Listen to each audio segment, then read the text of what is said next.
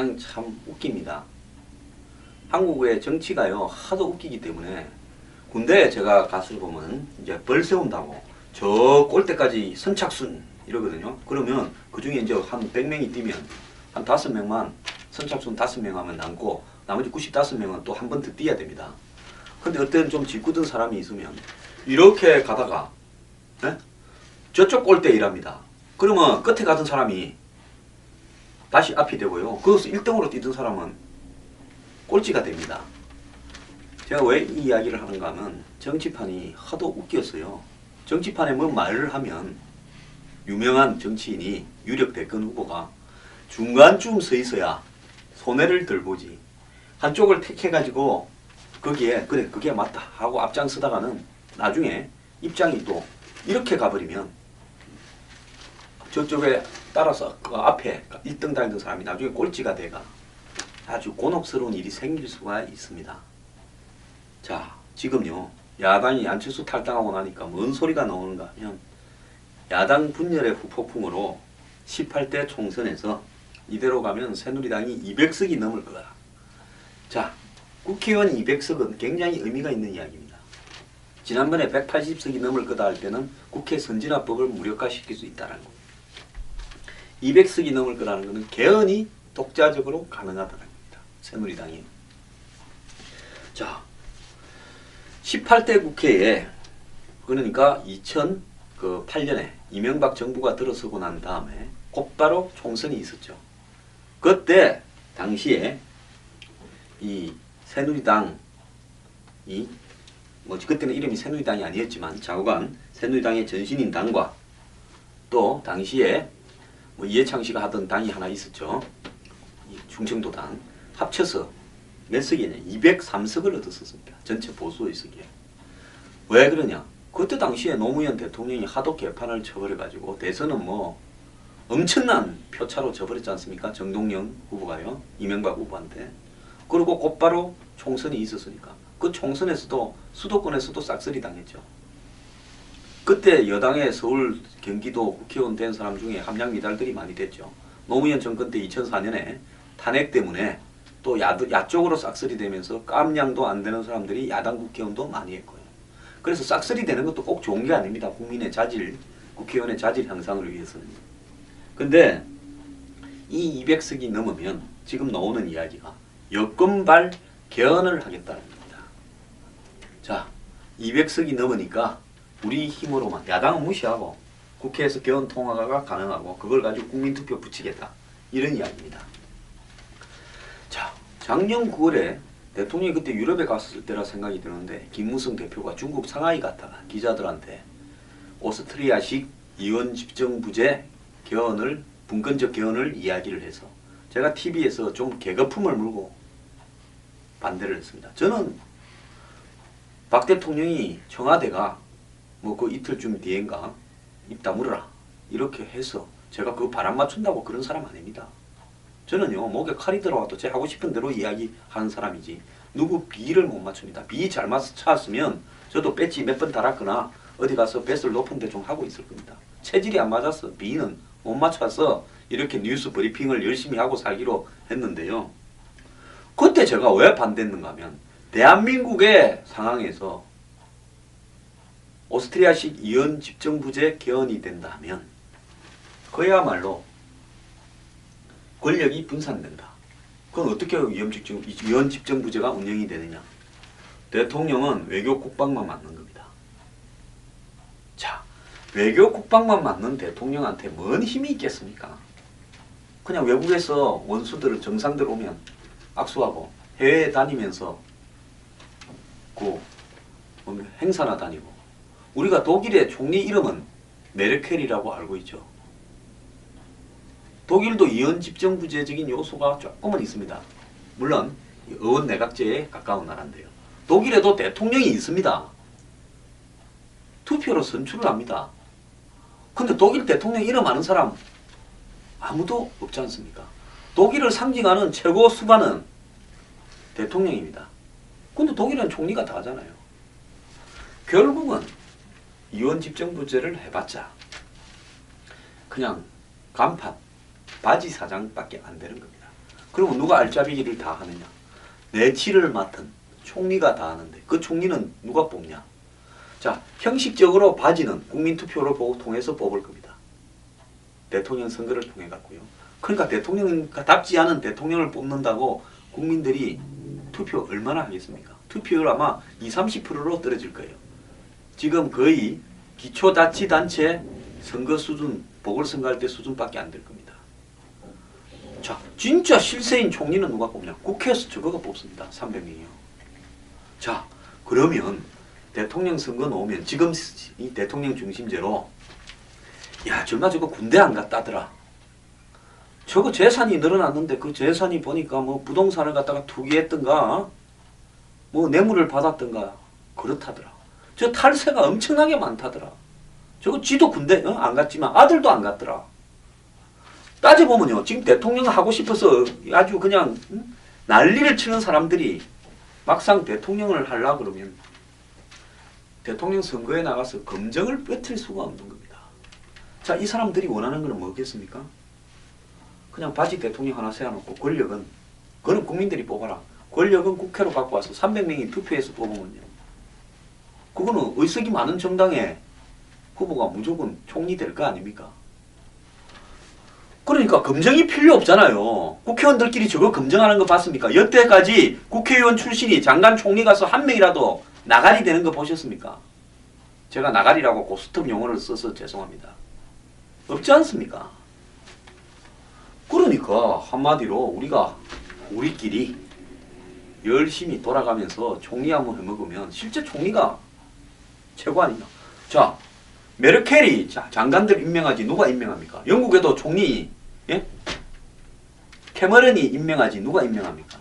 일본에도 아베 총리가 임명하지 누가 임명합니까? 결국은 총리가 장관들 다 임명하는 겁니다. 국정원장부터요. 대통령이 국방한다고 국방부 장관은 뭐 외교부 장관은 대통령이 임명하게 될 것 같습니까?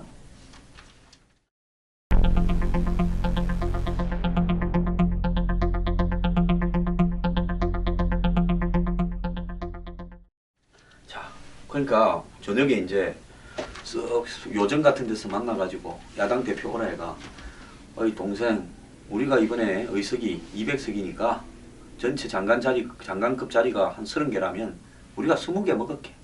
너는 10개만 먹어. 그리고 너 우리 20개 중에서 꼭 원하는 게 있으면 한두 개만 골라. 대신 우리한테도 너 갖고 갈 부분이 나오면 우리도 한 개 주면 또 이야기를 하겠어. 그래 갖고 다 끝나버리는 겁니다. 여당도 없고 야당도 없고 돌아가면서 이거 한 20년 하면요. 어지간한 사람은 장관 한 번 다 하고 배지도 한 사람 중에 어지간한 사람은 총리 한 번 다 할 겁니다. 이런 세상이 와서 되겠습니까? 이게 왜 위험한가 하면 그러면 왜 위험한가에 대해서 이야기하겠습니다. 여러분들이 가장 질이 낮은 가장 신뢰할 수 없는 가장 저질적이고 가장 부패하다고 생각하는 사람이 국회의원 아닙니까? 그런데 그 사람들이 총리를 뽑고 장관을 다 뽑으면 그리고 공무원들 고위급 정무직 공무원들 다 임명시키면 나라 꼬라지 어떻게 되겠습니까? 자, 어떤 재벌이 있다 칩시다. 야, 이번에 법을 바꾸고 뭐 이렇게 좀 해야 되겠는데 자, 어느 이 포섭에 설득에 돈 뿌려 그런 거의 돈잔치 국가 되지 않겠습니까? 지금 대통령이 완전히 카리스마 있게 장악을 청와대나 내각을 하고 있음에도 불구하고 어떨 때는 대통령이 도둑이거나 안 그러면 대통령 신복이 도둑이거나 뭐 이번 정권은 그렇지는 않습니다.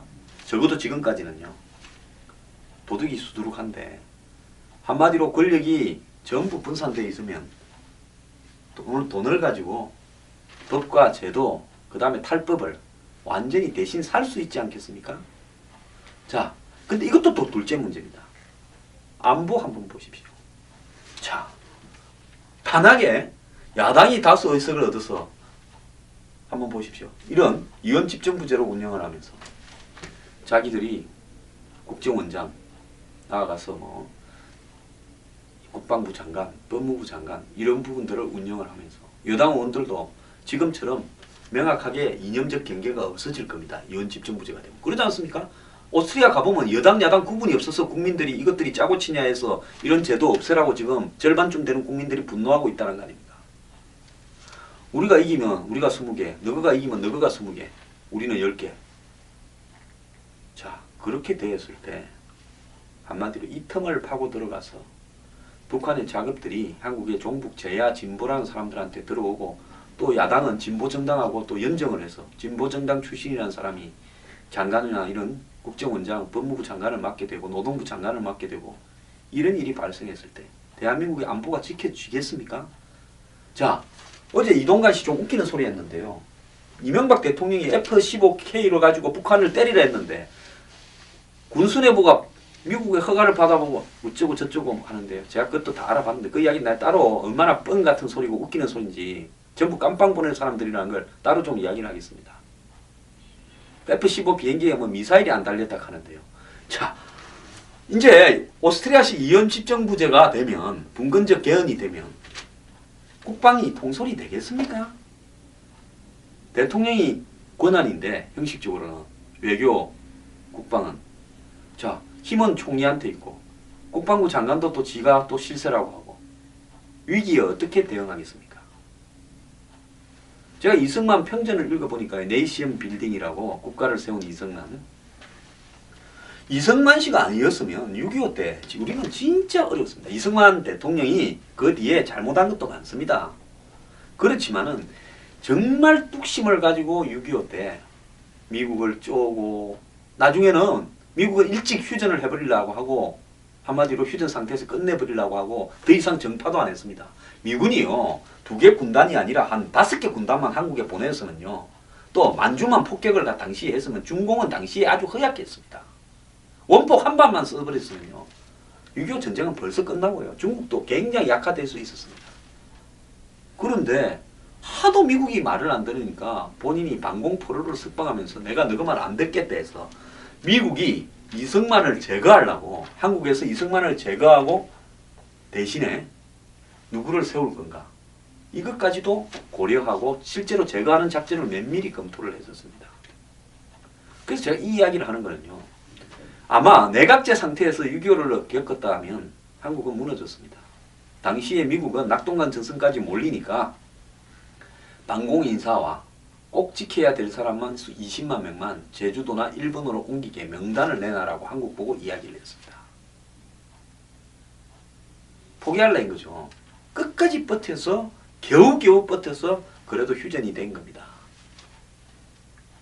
그래서 안보의 측면에서 봤을 때 오스트리아식 이원 집정부제가 되면 통진당 해산도 불가능했을 거고 이석기 구속도 불가능했을 거고 역사 교과서는 마음대로 왜곡이 될 거고 그걸 누가 싸우겠다는 사람도 없을 거고 이념은 좌우 짬뽕이 되어버리면서 실리 위주로 다 가버릴 거고 그런 개판이 될 겁니다. 그런데요 지금 지난번에부터 올해까지는 김무성 대표나 친이에서 분권적 개헌 이야기 하더니만 이제는 친박이 반기문 유엔 사무총장을 대통령으로 세우고 친박에서 총리를 하겠다. 자, 겉으로는 박근혜 대통령의 유업을 개성하겠다 이렇게 이야기하지만은 이게 진짜로 박근혜 대통령의 유업이 아니죠. 업적이라고 해야 되죠. 유업 죄송합니다. 유업은 돌아가신 분의 업적이니까요. 박근혜 대통령의 업적을 개성하려고 이렇게 한다고 봅니까? 안 그러면 박근혜 대통령 업적을 개성한다라는 핑계를 대고 박 대통령을 팔아가지고 저거가 권력 한번 쥐어보겠다고 깜냥으로 보면 도저히 총리나 실세 총리나 대선에 도전할 수 없는 밥그릇들이 그거 한번 해보겠다고 그러는 것 같습니까? 어느 거라고 보십니까? 저는 솔직히 깜냥도 안 되는 사람들이 대통령 팔아서 한마디로 대한민국 권력 한번 잡아보겠다고 이런다고 봅니다. 자, 그러면 제가 작년에 김무성 대표가 올해까지 오스트리아식 이원 집정부제 개헌을 주장할 때 TV에서 굉장히 세게 비판했습니다. 저는 제가 TV에 못 나가는 이유 중에 하나가 이런 부분도 있을 거라고 전적으로 제가 추측을 하고 있습니다. 시청자 여러분들도 잘 아실 거예요. 그런데 친박이 반대하면 저는 사람들이 봤을 때 친이나 뭐 이명박 전 대통령보다는 박근혜 대통령이나 친박에 좀 가깝지 않냐 황은 3인방 비판하고 할 때는 또 뭐 꼭 그렇지도 않은 것 같더라 어쩌더라 하면 어쨌든 그렇게 보는 사람이 많을 겁니다. 그러면 친박이 하면 그것은 착한 오스트리아식 이원 집정부제 개헌이고 친이가 하면 나쁜 이원 집정부제 개헌이겠습니까? 친박이든 친이든요. 저는 이런 소리 꺼내는 사람은 대한민국이 우리 자유대안으로 흡수 통일이 되기 전까지는 대한민국에는 강력한 대통령 중심제가 운영돼야 된다고 생각합니다. 자, 노무현이요. 국가보안법을 폐지하고 싶었을 때 노무현 전 대통령이라고 해야 되는데 제가 술 먹을 때 노무현이라고 하다 보니까 지금 술도 안 먹었는데 그래 됐습니다. 오늘 아침에 일찍 일어나가 병원 갔다 온다고 이해를 좀 해주십시오. 근데 저하고 노무현 대통령 되었을 때 자기 마음대로 해보고 싶었을 거예요. 국가보안법도 폐지하고 그 다음에 뭐 북한과 평화협정을 엮고 그리고 미군도 좀 쫓아내고 이렇게 다 하고 싶었을지 모릅니다. 실제로 그런 사람들이 밑에 많이 있었어요. 그런데요. 대통령이 되고 나면 5년 지나면 전부 자기의 공과가로 딱 남는 겁니다. 이건 책임을 분산시킬 수도 없어요. 다 노무현 책임이 잘하고 못한 거는. 그러니까 겁이 나서 자제도 하고 나중에 그러다 보니까 오바를 해갖고 한미 FTA를 해버리면서 좌파들한테 욕을 저기들끼리 대량의 욕을 노무현한테 한 거 아닙니까? 그러니까 대통령 중심제는요. 야당이 집권을 하더라도 책임이 있기 때문에 진짜 나라를 못 팔아먹는 겁니다. 나중에 맞아 죽을까 봐. 부관 참시당할 수 있죠. 저는 이게 얼마나 명확한 겁니까? 그런데 왜 오스트리아식 이원 집정부제 분권 개헌이 되면 나중에 누구한테 책임을 물을 겁니까? 책임을 물을 소재가 없어요. 총리가 했나? 대통령이 했나? 아, 대통령이 뭔 힘이 있어? 총리가 했나? 아, 이거 장관이 한다니까 총리가 반대 안 했어. 나라 딱 팔아먹기 좋고 북한에 딱 종북 세력들 붙어먹기 좋은 게 이 오스트리아식 이원 집정부제 개헌입니다. 그래서 저는 통일이 될 때까지 안 된다는 거고 그 다음에 대한민국의 정치가 부패에서 자유롭지 못했어. 진짜 부패 때문에 야단인데 이원 집정부제 개헌이 되면 대한민국은 그야말로 돈 많은 힘 있는 사람들의 나라가 되어버릴 거고요. 진짜 그들만의 대한민국, 1%만의 대한민국이 될 것이고 힘없고 돈 없는 국민들은 누구도 겉들떠 보지 않는 나라가 될 겁니다. 그렇기 때문에 대통령제가 폐단이 좀 있다 하더라도 엄격하게 유지돼야 되고요. 이 부분을 절대로 놓쳐서는 안 된다는 생각입니다.